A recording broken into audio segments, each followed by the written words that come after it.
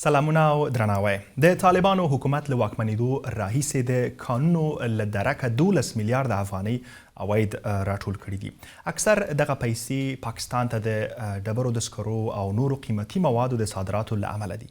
همدارنګه له چین سره هم د طالبانو د حکومت اړیکې او بحثونه زیات شوي دي چې دغه هیواد په افغانستان کې د کانیزو پروژو لپاره سرمایه‌ګذاري او پانګونې ته لیواله کړي. په دې مثلث کې په همدغو مسایلو خبرې کوو. که مثلث په یوټیوب باندې ګورئ د ازادي راډیو یوټیوب سبسکرایب کړئ او که په فیسبوک باندې ګورئ نو خپل نظر او کامنټونه سره شریک کړئ.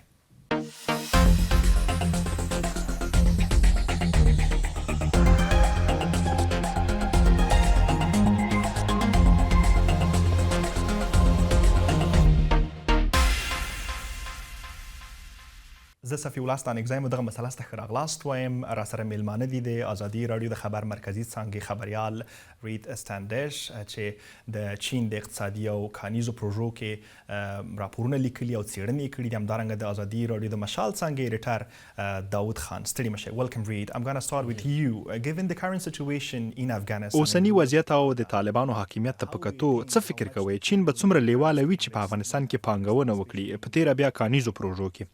I think the Taliban is obviously going to be trying to encourage China. طالبان به خامخا چین هڅوي ځکه طالبان پیسو ته اړتیا لري.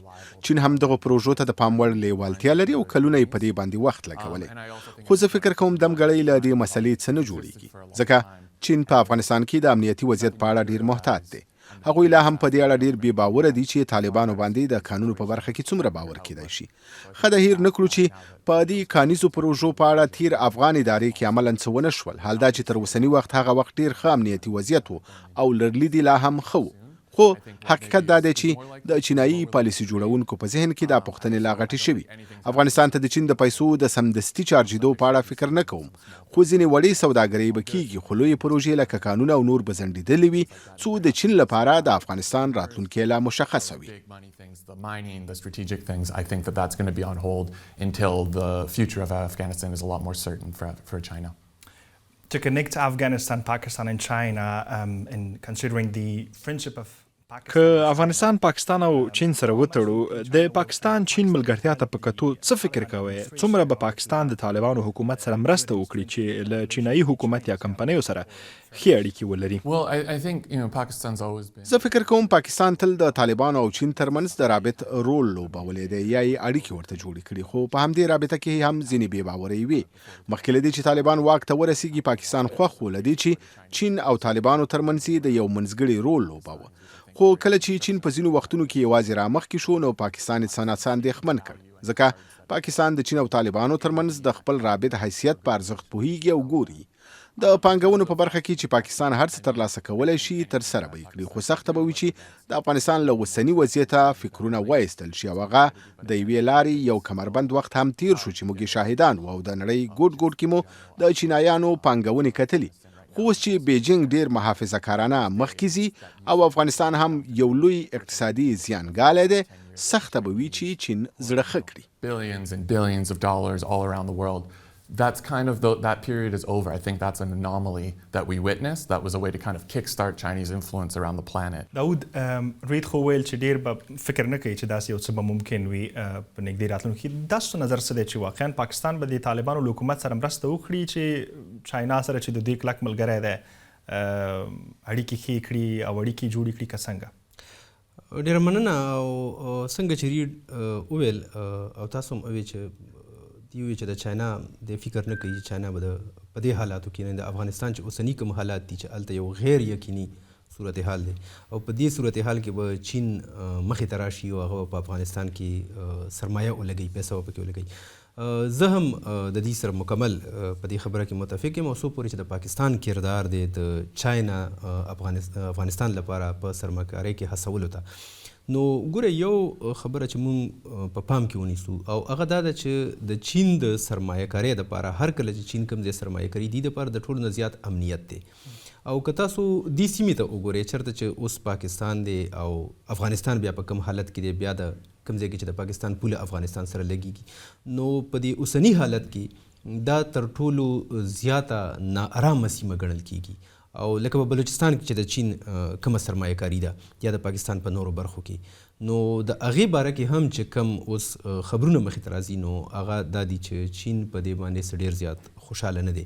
نو که پاکستان کوشش وهم کی چې چین په افغانستان کې سرمایه کارۍ دپاره وهڅوي، خو زما خیال دی چې چینایان د دې سیمې نه ډېر زیات ښه پوه دي او هغوی هر څه ډېر د نږدې نه ګوري او زما خیال دی چې هغوی به تر هغې پورې رانشي تر څو پورې چې دا حالت د غیر یقیني صورتحال نه یو یقیني صورتحال ته نه تللي.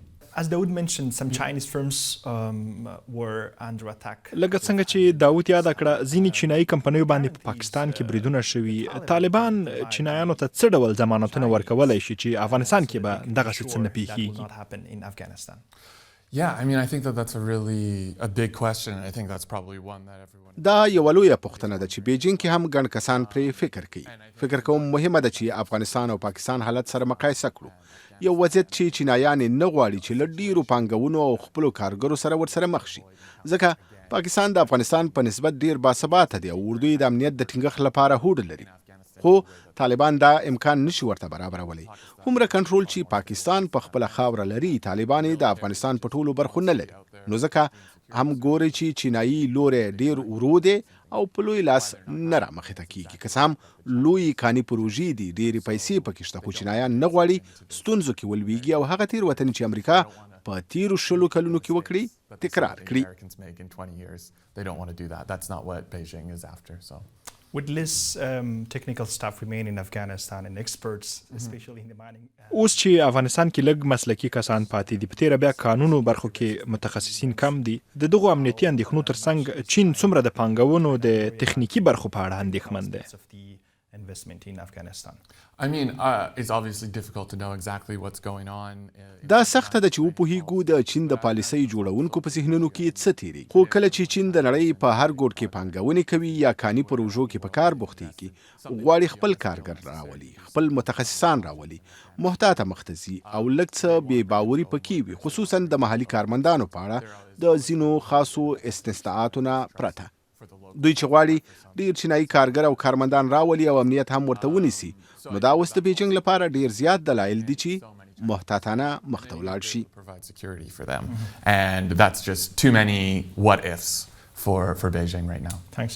داود، لکه څنګه چې مقدمه کې یاد کړل، د طالبانو حکومت 12 میلیارډ عواید راټول کړي دي له 9 میاشتو کې چې دوی واک ته رسېدلي دي او غټې پیسې دي د طالبانو لپاره.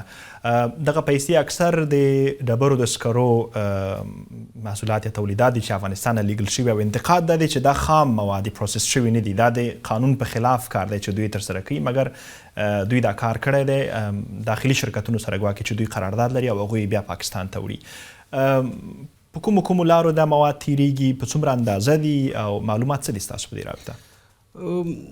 ګورئ، اول خو دا دی چې د طالبانو چې کوم حکومت دی په کابل کې، هغې ته تر ټولو زیات نن سبا د پیسو ضرورت دی، ځکه چې په نړیواله کچه د هغې چا سره څه داسې ښې اړیکې نشته دی او د عامو افغانانو سره خو کیدای شي چې نړۍ مرستې وکړي، خو د طالب د حکومت سره زما خیال تر اوسه پورې هېڅ مرستې نه دي شوي. بیا د دې کنګلي شوي اساسي دي هغه هم دي. نو دی زما خیال چې دا پاکستان ته چې کوم د سکرو د مواد دي دا چې لیږي، نو دا د مجبورۍ په حالت کې دي لګیا دي دا لیږي، او دا یو یعنی رسمی تجارت تر اوسه پورې نه دی چې دا د حکومت او یو بل حکومت په سطح باندې شوی وي، بلکې دا زما خیال چې یو غیر رسمی تجارت دی چې د افغانستان له غاړې د پاکستان د تاجرانو سره کیږي. څو پورې چې ستاسو د پوښتنې هغه ده، دا په 3 غټو لارو باندې ځي. یو د تورخم لاره ده، او یعنی په اول سر کې دا د تورخم لاره وه، بیا په شمالي وزیرستان کې دا د غلام خان لاره ده، او بیا په کورمه کې دا د خرلاڅو لاره هم ده.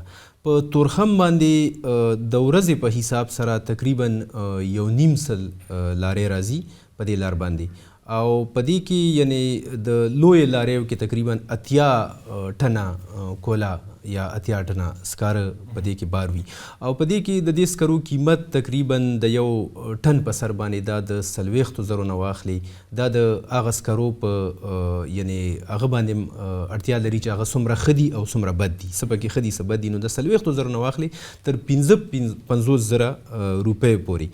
اوس پاکستان حکومت تقریبا یو میاشت مخکې دا نوټس جاری کړی دی چې دا د تورخم په لار باندې چې کوم سکاره ځي، نو دا د غلام خان او خرلاڅو لارې لاړ استعمال شي ځکه چې په افغانستان کې اوس د میوو موسم شروع کیږي نو په تورخم باندې به میوې راځي او دا به خو په تورخم باندې اوس هم تجارت روان دی ما چې څنګه وی 1.5 سل تقریبا لارې راځي دغسې په غلام خان باندې قریبا 100 لارې راځي په غلام خان باندې چې کومې لارې راشي هغه د افغانستان د غاړې نه راځي په یوه لارې کې 18 ټنه یا 20 ټنه یا 40 ټنه وي بیا هغه خالي کیږي د پاکستان د غاړې لارې چې دي هغې کې هغه ډکیږي هغې کې تقریبا 80 ټنه راځي او په دې حساب سره دا تجارت په دغه لارو باندې هلته به پروسس کیږي او بیا به په کومو ښارونو کې دا ډېر استفاده کیږي او استفاده یې څه دلته دا داسې ده چې د دې ځای نه زیاتره چې د پاکستان کوم صنعت دی یعنی انډسټري فیکټرۍ هغه په دې باندې چلیږي او په خاص توګه په دې باندې د سیمټو انډسټري چلیږي روانه ده سیمټ چې پاکستان کې تیاریږي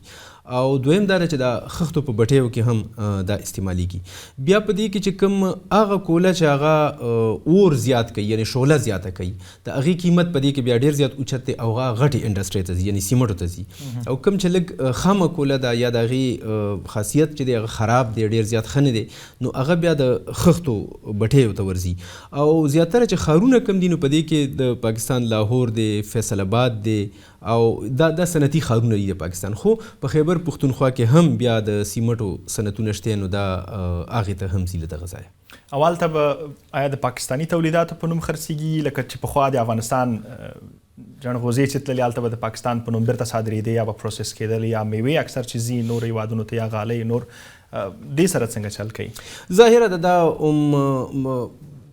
هغه خو چې څوک اخلي که نه کم تاجر چې دا اخلي او هلته یې لیږي خو هغه ته خو معلومه ده چې دا د افغانستان نه راځي خو هلته کې دا نه ویل کېږي یعنی چاته داسې ډېره زیاته معلومه نه ده سوا د هغه خلکو نه چې د کومو په کلیو او کوڅو باندې یا په د هغې په سړکونو باندې دا کوله تېرېږي نو هغې ته خو یو اندازه کېږي چې دا له افغانستان نه راځي خو چې کله دا کوله د غلام خان نه یا د تورخم نه یو ځای ته ورسي لکه نوښار ته یا پنډۍ ته یا لاهور ته نو هلته کې څوک بیا دا پوښتنه نه کوي چې دا له افغانستان نه راغلي ده او که د کوم ځای هغه بس کوله ده او هغه د پاکستان ده How big will be the investment of China? د چین پانګونې به څومره لویې وي فرضاً که موږ په افغانستان کې د چین پانګونې ولرو او د عامو افغانانو لپاره به یې ګټې څه وي I mean, obviously, China's big investments, the kind of things. زه فکر کوم واضحه ده چې چین په کانیزو پروژو باندې نظر لري خو د کاني پروژو لپاره نور مسایل هم شته لکه زیربناوې جوړې شي لارې یا سړکونه ورته جوړ شي ترانزیت ورسره ښه کیږي د خلکو ژوند به ورسره تغییر کوي خو زه فکر کوم په چین باندې لوی انتقاد دا دی چې ډیر وخت هغوی په لوی شمیر کارګر راولي نو بنان لوی پروژو کې محلي خلکو ته ډیره د کار زمینه نه برابرېږي نو فکر کوم باید دغه مسایلو ته پام وکړو که په دې لویه کچه باندې څه ترسره کیږي یا نه اول باید دا ټکي پام کې ولرو خو چین دننه چې ولسمشر شي جین پینګ دریمه دورې ته ننوځي او دا څه ډیره مخینه نه لري کله چې د چین د بهرنۍ پالیسۍ په اړه مسله مطرح کیږي هغوی ډیر محتاطانه مخ ته ځي نو ځکه هم ګورو چې هغوی د طالبانو سره اړیکو کې ورو دي او چینایان نه پوهیږي چې طالبان د باور وړ متحدان دي که څنګه په عین حال کې موږ ځینې وړې سوداګرۍ کتلی شو لکه چې چین د افغان جلغوزیو لیواله دی واخلي خو بیا هم دې ته په کتو چې چین دویم لوی اقتصاد دی د سوداګرۍ کچه یې له افغانستان سره ډیره ټیټه ده ما د چین د ځینو خصوصي کمپنیو له مالکانو یا پانګوالو سره کتلي چې افغانستان سره یې سوداګري کړې ده هغوی وایي چې دولت ورته وایي چې که د یو سوداګر په توګه پیسې لرئ او خپل کار کوئ سمه ده خو د دولت په کچه یا په لویه سطحه باندې موږ څه همکاري نشو کولی مګر بیا هم د سوداګرۍ خونه او ځینې نورې ادارې به د تاسو لاسنیوی کوي داود په ډبرو سکرو علاوه نور څه مواد شته چې پاکستان ورته علاقمندي لري لکه چې د ډبرو سکرو په دې خاطر علاقه ښیي چې هلته به د سمټو فابریکې پې چلی چې د پاکستان د صادراتو یا د خپله داخلي مصارفو یوه لویه برخه جوړوي نورو کومو برخو ته ډېر علاقمندي لري چې وغواړي پانګونه پې وکړي هسې خو که وګورو نو د افغانستان میوې چې دي دا د همیشه نه پاکستان ته روانې وي او ځي خو چونکې خبره دلته د ماینونو کېږي تاسو د ماینونو خبره کوئ نو زما خیال چې په دې برخه کې افغانستان سره د قیمتي کاڼو ذخیرې هم شته دي او د پاکستان چې کوم تاجران دي هغه به حتما په دې کې علاقمندي لري چې او که تاسو وګورئ د جهاد د وختونه ما په خپله باندې کتلي چې خلک ځي او د هغه ځای نه به دوی قیمتي کاڼي راوړه او هغه قیمتي کاڼي به بیا پېښور کې یا په نورو منډیو کې خاص کر په لاهور کې دې طرفو ته به دا بیا صفا کېده او هلته به بیا اکثره کاڼي چې دي دا بیا د دنیا نورو ځایونو ته پاکستان لیږدوي هلته یې لیږي نو دغه ځای کې هم یو علاقمندي کېدای شي، خو دا هر څه چې اړه لري په دې پورې چې په افغانستان کې حالات تر کومه حده په سم لور باندې سي. که حالات هم داسې وي نو دا خو به یو غیر رسمي تجارت خو ممکن دی چې هغه وشي.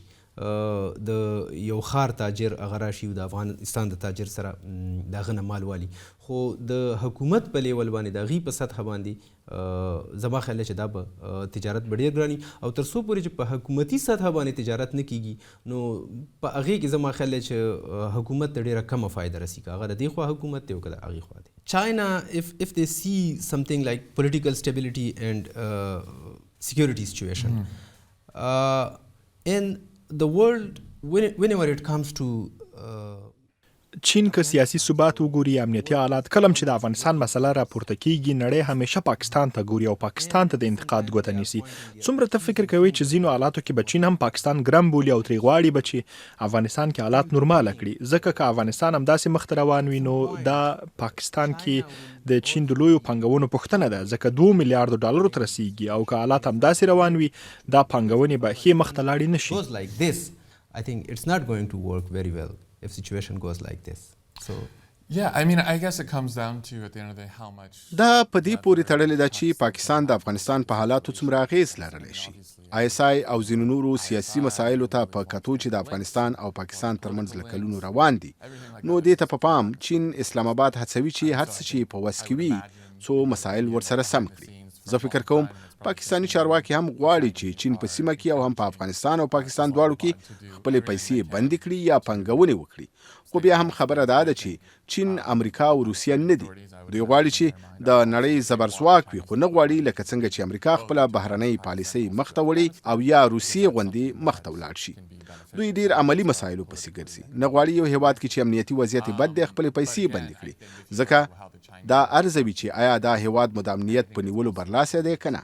نو دا فکر ورلویږي چې خپل عسکر ورولېږي، خصوصي کمپنیو سره قرارداد کوي یا څه به کوي. نو دا ځینې مسایل دي چې چین نه غواړي پکې ایثار پاتې وي. نو افغانستان سره څه کوي؟ که جنوبي اسیا یا منځنۍ اسیا ته پام وکړو، هغوی نه غواړي چې یوازې خپله اوسي بلکې غواړي روسان هم دخیل وي، پاکستانیان وي، ایران وي، که څه هم دا سخته خبره ده ځکه دوی هر یو خپلې ګټې لټوي، خو دا د چین په مفکورې پورې تړلې ده او دا څرنګوالی چې څنګه غواړي زبرځواکه اوسي. Are trying to sell themselves as a global power is something in a different way. One more issue with New America. اوس چې امریکا نشته، څومره د دغو پروژو او پانګونو له لارې په افغانستان کې د چین د نفوذ د پراخېدو مسله ممکنه ده؟ Yeah, I mean, I think the Taliban have said, right, that طالبانو ویلي څومره پیسې چې لګوي کولای شي. دا پیغام دی چې طالبانو بیجینګ ته ورکړی دی، خو مهمه ده چې هیره نه کړو چې تیر حکومت هم ډیره هڅه وکړه چې چین راولي او دلته پانګونې وکړي. خو زه فکر کوم هغه وخت چې ناټو او امریکا و د چین لپاره د پانګونې ښه زمینه نه وه، ځکه اوس چې ناټو او امریکا ولاړل څوک یې امنیتي تضمین کړي، که روسان راځي یا هند یا پاکستان. خو دې پوښتنې ته به ځواب نه لرو چې څنګه لوی دولتي چینایي کمپنۍ راشي او خطر ومني. I'm just curious, what is China's... که زه لنډه مداخله وکړم، د افغانستان په تړاو د چین سره کرښه څه ده؟ ځکه سیاسي بې ثباتي او امنیتي مسایل شته او هغوی سوله ییز ماحول ته اړتیا لري، ځکه داعش خراسان ډله ده، ترکستان اسلامي نهضت او ځینې نورې ترهګرې ډلې. د چین لپاره سرې کرښې څه دي؟ I think the red lines are quite low down. زه فکر کوم سرې کرښې تر هغې ډېرې راټیټې دي چې موږ یې فکر کوو. چین واضحه ده چې سیاسي بې ثباتي نه غواړي یا بشري ناورین نه غواړي. سرې کرښې هغه دي چې کله ځینې مسایل د چین داخلي امنیت اغېزمنوي. د چین طالبانو اړیکې ایغور جنګیالي چې افغانستان کې دي، که څه هم یو وړوکی ګروپ دی خو موجود دی. تیر اوړی افغانستان کې برید و چې داعش وویل ایغور جنګیالي وکړ. نو که داعش وي یا ایغور جنګیالي چې کله د چین داخلي امنیت وګواخي یا په بهر کې په چینایي اهدافو باندې فشار راولي، هغه څه چې پاکستان کې شوي دي، نو هغه وخت به د چین یو متغیره ځواب ولرو، او دا چې خپلو اتباعو ته به ووایي چې افغانستان کې پانګونې مه کوئ، موږ مو نه ساتو. په ټوله کې غور جنګیالي او شینجیانګ کې امنیت دا د چین سرې کرښې دي. Security in Xinjiang, China's long-standing concerns about Uyghur militants in the region. That's really where that red line is in my mind. One last issue. په لرې راتلونکي کې دغه فرضیه څومره احتمال لري چې طالبان به د چین د قرضو په جال کې ګیر شي هغه څه چې چین له کلونو په افریقا کې ترسره کړي. I mean, I think. Will the Taliban get caught in that or not? I mean, I think if the Taliban were to be given a loan.